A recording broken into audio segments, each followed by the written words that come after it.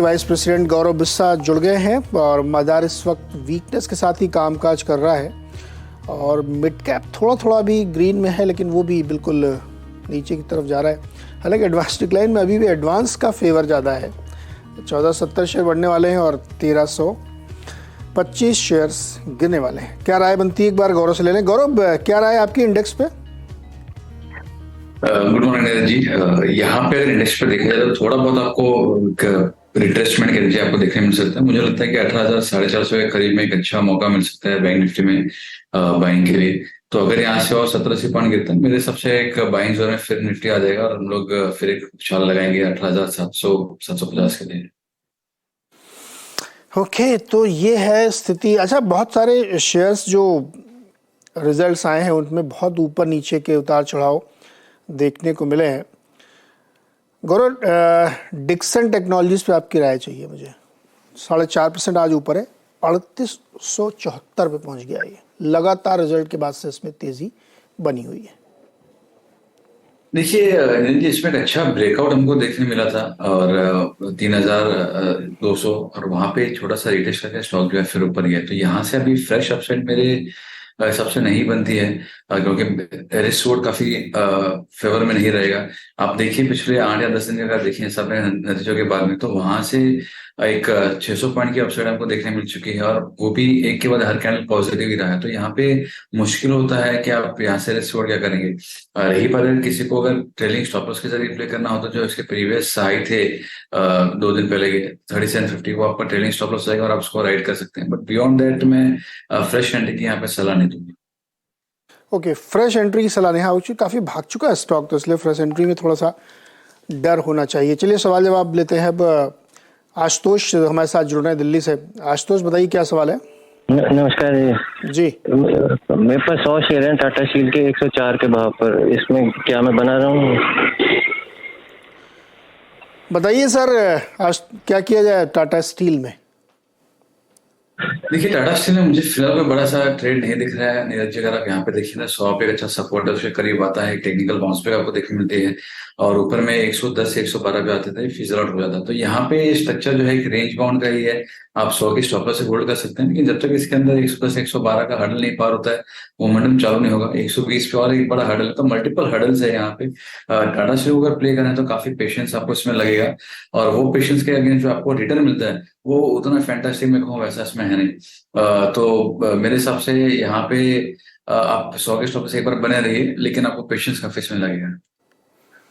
अच्छा, iron ore की कीमतें ना काफ़ी नीचे गई हैं ग्लोबली और चाइना की तरफ से भी डिमांड बहुत स्लो हो रही है, तो थोड़ा ध्यान रखिएगा, क्योंकि स्टील प्राइसेस बहुत फर्म अप हो नहीं पाएंगे आगे जाते हुए। तो ये एक इंटरेस्टिंग पॉइंट है। राहुल गांगुली मेरे साथ जुड़ रहे हैं गुवाहाटी आसाम से। राहुल जी नमस्कार, क्या सवाल है आपका सर? जी सर नमस्कार जी सर। मेरे पास सर 288 शेयर है IRCTC का। 930 का दाम पे लिया हुआ है। ये काफ़ी दिन हो गया, लगभग 1.5 साल हो गया है मैं होल्ड किया हूँ अभी तक। तो अभी इसको सर क्या करना चाहिए मुझे? ऐसे मैं होल्ड कर सकता हूँ और 1.5 साल और होल्ड कर सकता हूँ इसको? बड़ा ऊपर में लिया आपने सर। गौरव सर बताइए, इनको तो 930 की बाइंग है, इनकी बहुत ऊपर की है, अभी 650 आया है। अभी इनके जो रिजल्ट आए थे उसमें जो बेवरेजेस वाला बिजनेस था वो ठीक था और वही सबसे ज़्यादा कंट्रीब्यूट करता है इनके रेवेन्यू में। टिकटिंग का फ्लैट कारोबार था एकदम। क्या राय बनती है आपकी? IRCTC में इनको होल्ड करना चाहिए क्या अभी? जी बिल्कुल होल्ड करना चाहिए और एज ए डिस्क्लेमर अपने क्लाइंट्स को रिपोर्ट के माध्यम से इसमें बाय के लिए भी दिलवाया है। बट मैं ये कहूँगा ट्रेडिंग के लिए मैं फिलहाल यहाँ पे नहीं देख रहा हूँ। काफी वोलेटाइल है और काफी बार अटक जाते हैं ट्रेडिंग के लिए। किसी का नजरिया अगर यहाँ से कम 2 साल का है तो मुझे लगता है बिल्कुल बने रहना चाहिए और स्टॉक जो है वो एक बार 1100-1200 के लेवल भी एक बार दिखा सकते हैं। एक वीकली चार्ट्स पे डबल बॉटम पैटर्न फॉर्मेशन हुआ है। नेकलाइन के ऊपर आने में समय है, लेकिन यहाँ पे एक बार अज्यूम कर सकते हैं कि एक अच्छा डबल बॉटम का यहाँ पे फॉर्मेशन हो चुका है, यहाँ से एक अच्छी अपसाइड देखने मिल सकती है। तो ईल्ड के हिसाब से प्राइस एक्शन के हिसाब से लग रहा है कि एक अच्छी अपसाइड आपको देखने मिल सकती है। 2 साल का नजरिया रखिए तो एक अच्छा मोमेंटम मिलेगा, लेकिन जो शॉर्ट टर्म में है उसमें आप इसको अवॉइड कीजिए। ओके, तो लक्ष्य इसमें हासिल हो सकते हैं, लेकिन आपको इंतजार थोड़ा करना पड़ेगा। अगला सवाल है भाग्यश्री सोनी का, अहमदाबाद से। भाग्यश्री जी बताइए क्या सवाल है। हेलो जी। हाँ सर, लॉरिस लैब की कॉल ली हुई थी 340 की, ओके 15.50 पे। Okay Gaurav ji, 340 strike price वाली कॉल 15.50 पे ली है लॉरस लैब की, अभी है उसका भाव 11 रुपये 40 पैसे। क्या करना चाहिए इनको? देखिए, लॉरस लैब अगेन एक होप ट्रेड सॉर्ट ऑफ है, जहां पे काफी करेक्शन आ चुका है और लोग सोच रहे हैं कि यहाँ पे और कितना करेक्शन और कितना गिरेगा। स्टॉक ऑलमोस्ट 50% गिर चुका है। यहाँ पे जो एक्शन शुरू होगा वो 340 के क्लोज के ऊपर ही होगा। अगर आप देखेंगे तो पिछले 3 या 4 दिनों से एक टाइट रेंज के अंदर स्टॉक जो है वो ट्रेड कर रहा है, और एक बार 340 के ऊपर क्लोज हो गया तो ये काफी एक फास्ट अपसाइड आपको देखने मिल सकती है। बट मैं हमेशा आपसे कहता हूँ आपके चैनल के माध्यम से कि अगर आप ऑप्शन बायर हैं तो 3 4 दिन में अगर आपके फेवर में नहीं आता है तो आपको एक बार उसमें उसका सोचना चाहिए उसके बारे में, क्योंकि ऑप्शन पर आप हमेशा टाइम वैल्यू देते रहेंगे तो फिर अगर उसके बाद में 10 दिन के बाद मूवमेंट आ भी गया तो आपके फेवर में उतना पैसा बने या नहीं बने। मैं कहूंगा फिलहाल बने रहिए। आपके लिए जो स्टॉप लॉस सुझाऊंगा मैं वो 327 28 को 328 के नीचे अगर जा रहा है आप अपना ऑप्शन को एग्जिट कीजिए। यहाँ पे एक्शन शुरू होगा, एक बार 340 के ऊपर क्लोज दे दे, फिर एक फास्ट एक्शन आपको इसमें देखने मिलेगा।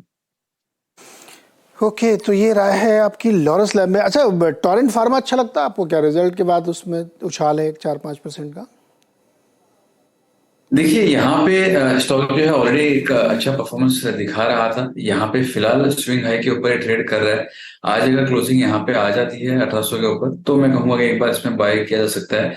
लेकिन बात ये होती है नीरज जी, हमने देखा है काफी बार स्टॉक्स जो है ड्यूरिंग द डे काफी एक स्ट्रेंथ दिखाते हैं, बट खत्म होते होते एक अच्छा एक करेक्शन देखने मिल जाता है। तो मेरे हिसाब से अगर आज की क्लोजिंग ये मौजूदा समय पर होती है तो बिल्कुल एक बाय बनता है।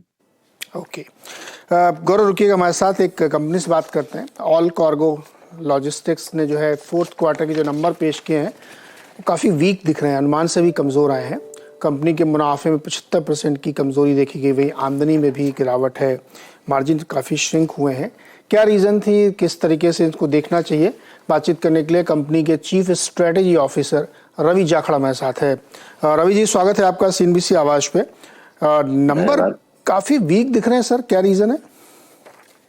तो अगर आप देखेंगे तो अभी इसमें काफी सारे एडजस्टमेंट्स हैं। जैसे हमारा अभी जो डीमर्जर हुआ है उसकी वजह से जो CFS ICD बिजनेस है, ऑल कार्गो टर्मिनल्स में रियल एस्टेट बिजनेस है, वो ट्रांस इंडिया रियल्टी में, तो काफी सारे वो एडजस्टमेंट्स हैं। अगर आप देखेंगे तो मोटा मोटी तौर पे 3 बिजनेसेस हैं हमारे ऑल कार्गो लॉजिस्टिक्स में। एक इंटरनेशनल सप्लाई चेन, दूसरा एक्सप्रेस लॉजिस्टिक्स जो गति में है, और तीसरा कॉन्ट्रैक्ट लॉजिस्टिक्स जो ऑल कार्गो सप्लाई चेन में है। अगर आप ओवरऑल पूरे साल की परफॉर्मेंस देखेंगे, बिकॉज क्वार्टर और क्वार्टर भी काफी रीस्टेटमेंट्स वगैरह एडजस्टमेंट्स वगैरह हैं, तो 1250 करोड़ का एबिटा हमारा कंबाइंड रहा है FY23 के लिए, जो कि काफी बेहतरीन नतीजा है अगेंस्ट जो भी मैक्रो इकोनॉमिक एनवायरनमेंट अगर आप देखेंगे तो काफी कमजोर रहा है। गति में जहां पे हमारे एक्विजिशन के टाइम पे ऑलमोस्ट 700 करोड़ की डेट और कंटिजेंट लायबिलिटीज थी, और उसकी वजह से हम ऑल कार्गो में भी बात कर रहे थे कि कैसे नेट डेट हम लोग कम करेंगे, अभी 6 महीने 9 महीने पहले तक भी। आज वो परिस्थिति स्ट्रॉन्ग बिजनेस परफॉर्मेंस की वजह से बदल गई है, और आज हमारे पास में बुक्स पे ऑल कार्गो लॉजिस्टिक्स में 600 करोड़ से भी ज्यादा नेट कैश है। तो कंपनी बहुत ही स्ट्रॉन्ग फाइनेंशियल कंडीशन में है। इन टर्म्स ऑफ बिजनेस अगर आप देखेंगे इंटरनेशनल सप्लाई चेन में, तो जो इंटरनेशनल फॉरवर्डर्स हैं उन्होंने ऑलमोस्ट 17% तक का वॉल्यूम का ड्रॉप बताया है। कंपेयर टू दैट हमारा जो है FCL बिजनेस में 0% ड्रॉप है और LCL बिजनेस में 7% ड्रॉप है। तो और अगर आप कंपेयर करेंगे जो हमारे और जो डायरेक्ट कॉम्पिटिटर्स हैं उनके कंपैरिजन में हमने मार्केट शेयर गेन किया है। तो विषम परिस्थितियों में कंपनी ने एक्चुअली मार्केट शेयर एक्सपेंड किया है। जहां तक रेवेन्यू के नंबर है वो उतना मायना नहीं रखते हैं इस बिजनेस में, क्योंकि रेवेन्यू जो नंबर है वहां पे ओशन फ्रेट आ जाता है जो कि एक पास थ्रू कॉस्ट है। तो मैं ये कहूंगा कि आपको अगर नतीजों को ठीक से देखना है तो आप एक तो ग्रॉस प्रॉफिट देखिए, और दूसरा आप क्वार्टर की जगह पे एनुअल एक ट्रेंड को देखिए, क्योंकि इस क्वार्टर में अगर क्वार्टर 4 में देखेंगे तो तकरीबन 68 करोड़ के आसपास के वन टाइम अकाउंटिंग और अदर एडजस्टमेंट्स भी हैं, जैसे कुछ हमारे रवि जी इसमें प्रोविजंस। रवि जाखड़ जी, अगर ओशन फ्रेट इतना वीक हो रहा है, रेट्स उसके नीचे जा रहे हैं और लोग बता रहे हैं कि कमजोर हो रहा है, तो आप इंडस्ट्री से बाहर थोड़ी हैं कि हम उसको आपकी सिर्फ कंपनी स्पेसिफिक में देखेंगे आपने थोड़ा सा गेन कर लिया है। मैं आपको एकदम अच्छा एग्जांपल देता हूँ। इसमें क्या हमारा जो बिजनेस है वो LCL कंसोलिडेशन है। इसका मतलब ये होता है कि जो कार्गो है उसमें हम एक consumer 1 cubic metre 2 cubic metre book करता है, वो हम एक कंटेनर में कंसोलिडेट करते हैं, उसको वेयर हाउस में stuffing, D stuffing, last mile, first mile, बहुत सारे तरह के ऑपरेशन है। तो आप इसका अंदाजा इस चीज से लगा लीजिए कि जो ओशन फ्रेट कॉस्ट है वो एलसीएल बिजनेस में तकरीबन 35% के आसपास ही होती है। और एक सबसे अच्छी चीज है कि अगर आप हमारा स्टैंडअलोन रिजल्ट देखेंगे तो स्टैंडअलोन रिजल्ट आज के दिन है इंडिया का इंटरनेशनल सप्लाई चेन बिजनेस। वहां पे हमारी इकोनॉमिक कंडीशन डाउन नहीं थी लेकिन ओशन फ्रेट डाउन था। तो आप वहां पे देखिए क्या हुआ, पिछले क्वार्टर के कंपैरिजन में इस क्वार्टर 20% रेवेन्यू डाउन हुआ ओशन फ्रेट की वजह से, ग्रॉस प्रॉफिट सिर्फ 2% डाउन हुआ। अगर आप पिछले साल के कंपैरिजन में देखेंगे सेम क्वार्टर जो मार्च क्वार्टर 2022 था, सुनिए ना, उससे भी कहीं ज्यादा गिरावट, ऑलमोस्ट 50% से ऊपर की गिरावट ओशन फ्रेट में आई है, उसकी वजह से रेवेन्यू में आई है।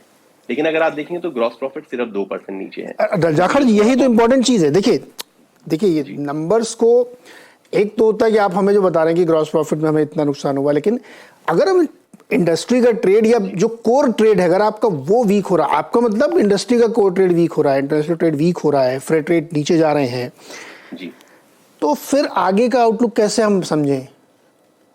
तो जैसा मैंने बताया हमारे लिए शिपिंग जो ओशन फ्रेट है वो रेवेन्यू नहीं है, वो एक कॉस्ट आइटम है। हमारा बिजनेस एलसीएल कंसोलिडेशन और डोर टू डोर का है, जिसकी वजह से मैंने जैसा आपको बताया अगर आप इंडिया में देखेंगे तो हमारा ओशन फ्रेट कम हुआ, उसकी वजह से हमारे मार्जिन कम नहीं हुए, क्योंकि हमारा जो भी थोड़ा बहुत डिक्लाइन था वो हमने वॉल्यूम से बैलेंस कर लिया। तो वही अगर आप इंटरनेशनल ट्रेड में भी देखेंगे तो मोटा मोटी हमारी जो 7-8% की वॉल्यूम की गिरावट रही है उसी की वजह से gross margin, gross profit overall नीचे आया है। जैसे हमारी वॉल्यूम की रिकवरी हम देखेंगे तो ग्रॉस प्रॉफिट वापस आना चाहिए, रेवेन्यू वापस नहीं बढ़ेगा, क्योंकि रेवेन्यू जो डोमेस्टिक ट्रेड में पूरा वापस आ जाएगा। डोमेस्टिक ट्रेड कैसा है? सो डोमेस्टिक ट्रेड अगर आप देखेंगे तो गति में हमारा FY22 लगभग 50 करोड़ एबिटा था, FY23 लगभग 90 करोड़ एबिटा है, FY24 उससे और बेहतर लग रहा है। कॉन्ट्रैक्ट लॉजिस्टिक्स अगर आप देखेंगे तो लगातार उसमें एक अच्छी परफॉर्मेंस रही है, 121 करोड़ के आसपास का एबिटा कॉन्ट्रैक्ट लॉजिस्टिक्स में है, और अब वो हमारा 100% बिजनेस है। तो इस क्वार्टर में अगर आप देखेंगे तो हमने कंसोलिडेट नहीं किया है, क्योंकि हमने जो शेयर परचेज किए थे वो 31 मार्च के बाद किए थे, लेकिन आज के दिन वो ऑलरेडी हमारा 100% सब्सिडरी है। जो KW की ट्रांजेक्शन है वो भी अगले 2 हफ्ते में तकरीबन हो जानी चाहिए। तो अगर आप देखेंगे तो ऑल कार्गो जो है वो 3 बिजनेसेस का पार्ट है, international supply chain 100%, contract logistics का 100%, और जो एक्सप्रेस बिजनेस है उसका 30% डायरेक्टली और 35% मान लीजिए आप गति के थ्रू, तो लगभग 65%। और ये तीनों ही जो बिजनेस है एसेट लाइट है, बहुत high return on capital employed है। अगर आप देखेंगे तो शायद पिछले दशक का सबसे टफ ऑपरेटिंग एनवायरनमेंट इस क्वार्टर में रहा होगा, तब भी इस साल हमारा उस पर रिटर्न ऑन कैपिटल एम्प्लॉयड 36% है, जो कि काफी अच्छा रहा है इंटरनेशनल सप्लाई चेन बिजनेस में। और डोमेस्टिक बिजनेस में तो मैक्रो इकोनॉमिक कंडीशंस भी अच्छी हैं, ओके, तो उसके चलते आउटलुक अच्छा रहेगा। ओके रवि जी, बहुत बहुत शुक्रिया जुड़ने के लिए हमारे साथ, और उम्मीद करते हैं कि नेक्स्ट क्वार्टर में नतीजे बढ़िया होंगे। गौरव, ऑल कार्गो 2.5% नीचे है नतीजों के बाद, टेक्निकली कैसा लग रहा है चार्ट पे? देखिए अगर इसके चार्ट ओवरऑल देखे जाए तो यहाँ पे उतना ज्यादा कॉन्फिडेंस चार्ट में नजर नहीं आ रहा है। यहाँ पे जो प्रीवियस स्विंग लो थे उस 250 उसके नीचे अगर जाएगा तो स्टॉक में काफी एक अच्छी करेक्शन आपको देखने मिल सकती है। स्टॉक जो है एक बार 210-215 के लेवल भी एक बार अटेम्प्ट कर सकते हैं। तो यहाँ पे स्ट्रक्चर वीक है, डेली चार्ट्स पे लो टॉप लोअर बॉटम बन रहा है, और 250 के नीचे एक बार चला जाएगा तो यहाँ पे आपका जो वीकनेस है वो और बढ़ जाएगी। ओके, ये राह इस पे निकल के आ रही है। अच्छा, ये 2 सवाल पूछे निधि ने जो ट्विटर पे आए हैं, एक अदानी पोर्ट्स पे और एक बजाज फाइनेंस पे। इस समय वो क्या बाय करने के लेवल पे हैं? देखिए मैं अभी भी अदानी ग्रुप के जो स्टॉक्स है मैं उनको फिलहाल अवॉइड करता हूं। मैंने पहले भी ये कहा है, सिर्फ रीजन ये है कि स्ट्रक्चर में खराबी नहीं है, लेकिन एक वॉलेटिलिटी जो है वो काफी ऊपरी लेवल्स की है। तो अगर आप एक ट्रेडर हैं और ये स्टॉक जो 5-7-10% कभी भी ऊपर नीचे घूम जाते हैं तो ऐसे में रिस्क को मैनेज करना काफी दिक्कत हो जाती है। तो उस हिसाब से मैं इसको अवॉइड करता हूँ। दूसरा, ये स्टॉक एक ऑलमोस्ट करेक्शन दे भी चुका है, अच्छा जंप दे भी चुका है, तो यहाँ पे सपोर्ट्स भी नीचे में आएंगे, तो मैं यहाँ पे उतना रुझान नहीं रखूंगा बाइंग के लिए। वहीं अगर आप बजाज फाइनेंस की बात करें तो वहां पे भी एक अच्छी अपसाइड हमको ऑलरेडी देखने मिल चुकी है। उसके मुकाबले अगर देखा जाए तो मुझे लगता है कि बजाज फिनसर्व जो है वो एक अच्छा मौका एक अपॉर्चुनिटी दे सकता है, जहां पे आप 1410 के स्टॉप लॉस से बाय कर सकते हैं और ऊपर में ये 1540-50 के लेवल दिखा सकता है। ट्रेडिंग के लिए अगर मुझे देखना है तो मैं बजाज फिनसर्व में देखूंगा, जहां पे फ्रेश स्विंग हाई ब्रेकआउट्स हुए हैं, उसके ऊपर सस्टेन हो रहा है। बजाज फाइनेंस ऑलरेडी एक अच्छी मूव दिखा चुका था, यहाँ पे रिस्क फेवरेबल नहीं है। ओके, अच्छा, 2 लोगों का एक ही सवाल है लेकिन अलग अलग है, सेल से रिलेटेड है। विकास जी ने ट्विटर पे भेजा है कि उनके पास 250 शेयर हैं सेल के, जो उन्होंने 84 रुपये 10 पैसे खरीदे हैं, लेकिन रविंदर पाल सिंह सेठी जी ने 2000 शेयर सेल के खरीदे, 126 रुपये 60 पैसे थे। तो रविंदर पाल जी को तो भारी नुकसान है। अब इन दोनों के लिए एक स्ट्रेटेजी तो हो नहीं सकती, क्या हो सकती है, कैसे बताएंगे दोनों लोगों को? एक 84 की बाई है, एक 126 की बाई है, बताइए। जी बिल्कुल, एक ही जवाब दोनों के लिए कारगर नहीं साबित होगा। तो अगर पहले जो 84 रुपए की जो होल्डिंग है, वहां पे आप 80 रुपए के स्टॉप लॉस से होल्ड कर सकते हैं। और ये मंथ में मेटल में थोड़ा अपटेक देखने मिल सकता है। और हमारा जो एफनॉ डेस्क है वहां पे हमने बाइंग के इसमें सुझाई है रिपोर्ट के माध्यम से। तो as a disclaimer we are recommending to clients, but वो हमारा लक्ष्य सिंपल है। आप 84 पे बाय, 85 पे बाय दिया है, 90 के आसपास का टारगेट है, 92 का, और 80 रुपए का स्टॉप लॉस है, तो वो हिसाब से आप ये स्टॉप लॉस टारगेट के लिए प्ले कर सकते हैं। वहीं अगर आप 226 रुपए के, 126 पे अगर आप बात करें तो वहां पे यहाँ से ऑलमोस्ट 50% अपसाइड की बात करें तो मुझे लग रहा है कि यहाँ पे आपको काफी इंतजार करना पड़ेगा। मेटल नेम्स ओवरऑल में काफी ज्यादा बुलिश नहीं हूँ। जून में एक एमएससीआई क्रॉसओवर इंडेक्स में एक अपटेक आपको आ सकती है, बट इवेंचुअली 4 5 महीने की अगर बात की जाए तो उतना ज्यादा मैं बुलिश इसमें नहीं हूँ। और ये जो है थोड़ा अंडर परफॉर्मिंग स्टॉक भी रहा है, तो बने रह सकते हैं यहाँ पे 70 रुपीज के स्टॉप लॉस पे आप बने रह सकते हैं। लेकिन अगर कोई उछल अगर आती है, आपके कॉस्ट करीब अगर आता है, थोड़ा बहुत लॉस लेके एग्जिट के मौके देखिए। ओके अच्छा, मेटल पे यहाँ पे ये जोड़ दूँ, गौरव ने बिल्कुल सही है, ये बहुत ही सिक्लिकल सेक्टर होता है और इसमें आप चैनल के अप ट्रेंड में है, डाउन ट्रेंड में है, पता नहीं चलता। बड़ा मुश्किल काम होता है ये, क्योंकि आउट परफॉर्म किया है सेल तमाम मेटल स्टॉक्स ने कोविड से लेकर अब तक। अभी किस जगह पे कहना मुश्किल है, इसलिए आप लोग बहुत ध्यान से करिए। और ख़ास तौर पे जो फेरस मेटल है, यानी जो स्टील वाले, आयरन और इससे जुड़ी हुई कंपनियां, उन्हें बहुत ध्यान रखिएगा। नॉन फेरस में यानी कॉपर और एल्युमिनियम में तो फिर भी आप थोड़ा सा जिंक और निकल में वो रिस्क ले सकते हैं, लेकिन इसमें बहुत ध्यान रखिएगा, क्योंकि अगर एक बार आप डाउन चैनल में फंस गए तो बहुत लंबा फंसेंगे, फिर आपको प्राइस लाने में बड़ा मुश्किल हो जाएगा। तो इसलिए जो भी लोग मेटल में इस समय कर रहे हैं वो बहुत इस बात का ध्यान रखें। चलिए एक और सवाल लेते हैं। जेएस मेहता जी हमारे साथ अल्मोड़ा उत्तराखंड से जुड़ रहे हैं। मेहता जी बताइए क्या सवाल है सर? सर मेरे मिश्र धातु निगम के 200 शेयर हैं @215 पे, मीडियम और लॉन्ग टर्म ओरिजिन है। और दूसरा मेरा केमिकॉन स्पेशल केमिकल है 194 रुपये के रेट पे 221 शेयर है। इनका medium to long term origin है दोनों के लिए, क्या कैसे दोनों का? ओके, मिश्र धातु 200 शेयर 215 पे, और इसके रिजल्ट भी काफी कमजोर आए थे। और दूसरा है Chemcon chemicals, right sir? Mehta यही है ना? Right sir, right. Gaurav ji बताइए पहले मिश्र धातु में क्या करें, मेधानी? देखिए ये क्योंकि डिफेंस स्पेस में आता है और डिफेंस स्पेस में देखा है काफी अच्छी अपसाइड स्टॉक्स में रही है, स्ट्रक्चर पॉजिटिव ही रहा है। यहाँ पे एकदम एग्जैक्टली अगर कहा जाए तो एक रेंज में ट्रेड कर रहे हैं। तो अगर आप इसके वीकली चार्ट्स देखिए, एक इसमें ज्यादा हिस्ट्री आपको नहीं देखने मिलेगी, तकरीबन 4 साल की हिस्ट्री है। वहां पे अगर आप देखिए तो एक कंटिन्यूशन पैटर्न है, रेंज में आता है, ब्रेकआउट होता है, फिर रेंज में आया। तो जो करंट रेंज है, जो मौजूदा रेंज है, वो 3 साल से सेम रेंज में ही चल रहा है। और इसके जो हर्डल्स हैं वो 275-80 के हैं, और अच्छे खासे सपोर्ट जो है वो 170 के हैं। तो ये एग्जैक्टली उसके बीच में ही ट्रेड कर रहा है। तो मैं कहूँगा स्ट्रक्चर खराब नहीं है। आपको 2 चीजें करनी है, आपको स्टॉप लॉस थोड़ा सा डीप आएगा, एक। दूसरा आपको यहाँ पे पेशेंस रखना है कि अगर आपका नजरिया 2 साल का है या उससे ज्यादा का है तो आपको बिल्कुल यहाँ पे बने रहिए। काफी अच्छा अपसाइड को देखने मिल सकता है, लेकिन जो रियल एक्शन शुरू होगा वो 280 के वीकली या मंथली क्लोज के ऊपर ही होगा। जब तक वो नहीं होता है टाइम करेक्शन इसमें बिल्कुल रहेगा, और एटलीस्ट 1 क्वार्टर के लिए मुझे लग रहा है कि आपको टाइम करेक्शन देखने मिलेगा। तो आप पेशेंस रखिए और बने रहिए। 1.5-2 साल के नजरिए के हिसाब से काफी अच्छी अपसाइड आपको देखने मिल सकती है। ओके, और वो दूसरा वाला जो केमकॉन केमिकल है उनका? देखिए यहाँ पे ऐसा कुछ मुझे फिलहाल नजर नहीं आ रहा। थोड़ा बहुत आप डाइवर्जेंस था तो ऊपर एक बाउंस बैक सॉर्ट ऑफ आ गया, तो ठीक है। यहाँ पे मैं इनको सुझाऊंगा कि जो इनके 240 जो है ये इनके लिए स्टॉप लॉस है, उसके नीचे अगर जाएगा तो आप एग्जिट कीजिए। ब्रेकडाउन देखने मिला था, अभी फिलहाल ब्रेकडाउन के लेवल्स के ऊपर आया है, तो वही आपकी जो सपोर्ट है बन जाएंगे। 240 के स्टॉप लॉस से बने रहिए। ओके, 240 के स्टॉप लॉस के साथ इसमें बने रहिए। अच्छा, एक सवाल ट्विटर से ले लेते हैं। मयंक सराफ, इन्होंने 2000 शेयर महाराष्ट्र सीमलेस के लिए रखे हैं 430 के प्राइस पे। रिजल्ट बहुत अच्छा है, तो बिल्कुल सही कह रहे हैं सराफ जी आप। क्या करना चाहिए इनको?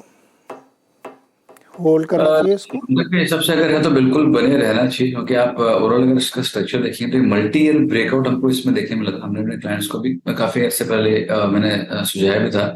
और ये जो ब्रेकआउट है, हम बात करें तकरीबन 15 साल के ब्रेकआउट की, छोटा सा रिटेस्ट करके ब्रेकआउट का वापस ऊपर आया है, तो स्ट्रक्चर से काफी अच्छा है। एक बार इसके अंदर 450 की अगर मंथली क्लोजर आती है तो एक जो पेस है वो और काफी अच्छा एक बढ़ जाएगा। तो मुझे लगता है कि यहाँ पे आप बने रहिए, और अगर आपका नजरिया अगर थोड़ा सा लॉन्ग टर्म में है तो काफी अच्छी अपसाइड आपको यहाँ से देखने मिल सकती है। ओके, तो ये रहा है महराज सीमलेस में। अच्छा, 2 सवाल और ले लेते हैं दर्शकों के फटाफट। अनिल शर्मा जी चंडीगढ़ से जुड़ रहे हैं। अनिल जी नमस्कार, बताइए। हेलो अनिल जी, आपका नेटवर्क नहीं आ रहा, मुझे सुनाई नहीं दे रहा आप क्या बोल रहे हैं। अच्छा चलिए, अगला दूसरा सवाल लेते हैं। महेंद्र जैन ग्वालियर से। महेंद्र जी बताइए। नमस्कार नीरज जी, नमस्कार जी नमस्कार। सर मेरे पास बजाज फिनसर्व के 40 शेयर है, 1650 रुपए की रेट में। नुकसान हो रहा है आपको?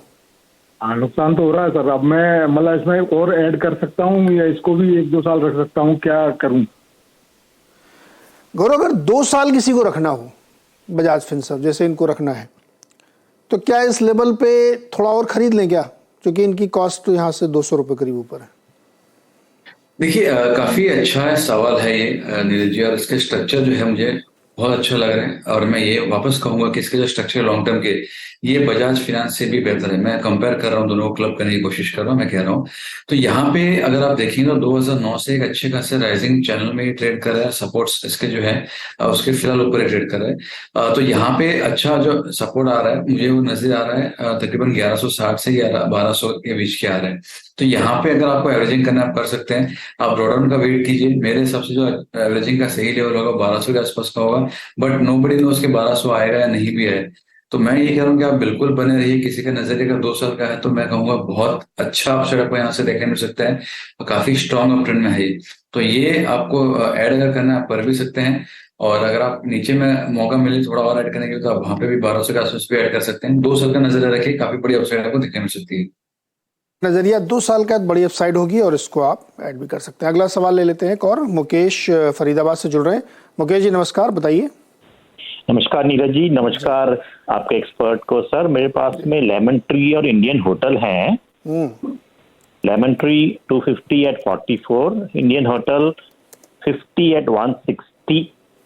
So which is better out of these two, or both are good, and what is the target price for 6 months? बड़ा इंटरेस्टिंग सवाल है और इंटरेस्टिंग लेवल पे एंट्री है। लेमन ट्री 44 पे लिया है, 250 शेयर है, वो यहाँ से दुगना हो चुका है, लगभग दुगने से ज़्यादा। और इंडियन होटल 160 पे लिया है, वो भी दुगने से ज़्यादा है। 6 महीने और रुकना चाहते हैं, कौन सा बेटर है या दोनों में रुके रहें गौरव जी? देखिए, दोनों में बने रहिए। यहाँ पे आप देखेंगे तो लेमन ट्री में एक बार 102 अगर क्लोजिंग आएगी तो एक फ्रेश स्विंग हाई ब्रेकआउट आपको देखने मिल जाएगा। और किसी के लिए भी ये कहना मुश्किल होता है। देखिए, लाइफ टाइम आप जब स्टॉक ट्रेड करते हो तो कहाँ पे एग्जैक्ट जाके रुकेगा, और वो भी शॉर्ट टर्म में या मीडियम टर्म में 4-6 महीने में, तो काफी मुश्किल हो जाता है कहना। तो सही तरीका ये होता है कि आप एक ट्रेलिंग स्टॉप लॉस लगाइए और उसमें आप बने रहिए। तो यहाँ पे जैसे ट्रेलिंग स्टॉप लॉस में देखूं 88 का लगा लीजिए लेमन ट्री में, और बने रहिए। हायर टॉप्स हायर बॉटम बन रहे हैं, तो अगर स्विंग हाई अगर आता है तो एक अच्छी अपसाइड आपको यहाँ पे भी देखने मिल सकती है, और आप अच्छा उसको राइड भी कर सकते हैं। वहीं अगर आप इंडियन होटल की अगर बात की जाए तो वहां पे भी एक higher high higher low weekly charts वगैरह में देखने मिल रहा है। तो यहाँ पे भी आप चाहिए तो आप एक बार 350 का एक ट्रेलिंग स्टॉप लॉस लगा दीजिए, उसके नीचे का जा रहा तो आप एग्जिट कीजिए। जब तक वो सस्टेन है आप उसको राइड करते रहिए, क्योंकि इसमें अगर आप देखेंगे तो लाइफ टाइम हाई लेवल्स 6-8 महीने पहले से बन रहे हैं, और कंसिस्टेंटली उसके ऊपर ट्रेडिंग कर रही है, और अपने लाइफ टाइम हाई लेवल से भी डबल हो चुका है। तो मैं वही कह रहा हूँ कि इसको लाइफ टाइम हाई लेवल पे कोई स्टॉक आता है उसको आप राइड कीजिए, रादर देन कि मुझे 4 महीने में कितना बनेगा या 6 महीने में कितना बनेगा। बिल्कुल सही कहा आपने मुकेश जी। बहुत अच्छी स्ट्रेटजी ये होती है कि जब स्टॉक आपके भाव से डबल हो जाए और लाइफ हाई पे चले जाएं, तो आप एक बिल्कुल ट्रेलिंग स्टॉप लॉस लगाइए, बिल्कुल एकदम करीब पे जा करके, और बने रहिए। अगर आपको लगता है ये पलट रहा है तो निकल लीजिए, चूंकि आपको फ़ायदा है। हालांकि फंडामेंटली दोनों में अभी भी अप ट्रेंड है, क्योंकि लेमन ट्री का एक बहुत बड़ा होटल अक्टूबर-नवंबर में मुंबई में लॉन्च होने वाला है, जो बहुत ही बड़ा, देश का सबसे बड़ा होटल होगा। इंडियन होटल के लगातार नई प्रॉपर्टीज हर महीने आ ही रही हैं, तो इंटरेस्टिंग है दोनों में। लेकिन हाँ, डेफिनेटली आप एक ट्रेलिंग स्टॉप लॉस लगाइए और उस दोनों को होल्ड करिए। बहुत बहुत शुक्रिया गौरव सर हमारे साथ जुड़ने के लिए और दर्शकों की मदद करने के लिए। फिलहाल मार्केट में वीकनेस बरकरार है, लगभग 90 पॉइंट के आसपास निफ्टी डाउन है और 350 पॉइंट बैंक निफ्टी। एक छोटा सा ब्रेक के बाद खिलाड़ी नंबर 1।